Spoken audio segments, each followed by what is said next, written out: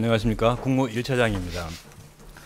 어제 오염수 처리 방식이 결정된 과정을 좀 설명을 드린 바가 있는데요. 다소 오해가 있는 것 같아서 추가적으로 조금 더 설명을 좀 드리도록 하겠습니다. 일본 측은 경산성 산하에 삼중수소수 TF를 설치해서 23년 12월부터 오염수 처리 방안을 검토를 했고 16년 6월에 5가지 처리 방안에 대한 검토 결과가 담긴 보고서를 발간한 바가 있습니다.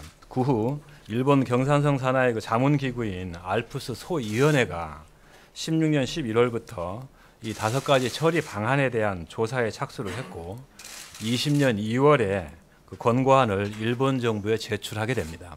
이 권고안에는 기술적, 시간적 한계 등을 고려해 해양 방출과 대기 방출이 현실적이라는 평가와 함께 환경에 대한 영향이나 모니터링 용이성 등에서 해양 방출이 대기 방출에 비해 이점이 있다는 판단이 포함되어 있습니다. 일본 정부는 IAEA에 이 권고안을 보내 검토를 요청을 했고 IAEA는 20년 4월에 해당 내용에 대한 보고서에서 오염수 처리를 위한 5개 방안을 2개로 좁히는 데 있어 적절한 방법론을 사용했다고 평가를 했습니다. 일본 정부는 1년의 과정을 거쳐 21년 4월에 최종적으로 해양 방침을 확정을 했고 지금은 오염수 해양 방출이 정말 안전한지를 일본 정부와 국제사회가 함께 검증하는 중입니다. 우리 정부도 이 검증 절차에 참여 중이며 안전성이 검증되지 않는다면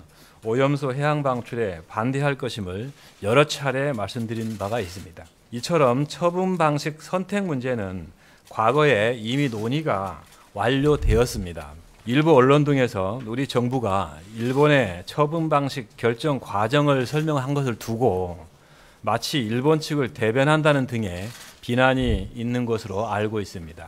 어제 설명은 우리 정부가 일본 측에 다른 대안을 요구하지 않는 이유를 물으셨고 그에 대한 답변으로 그간의 경위에 대한 설명과 함께 우리 정부가 과학적인 안전성을 검증하는 단계에 있고 이는 지난 정부부터 일관되게 추진했다는 점을 말씀드린 것입니다.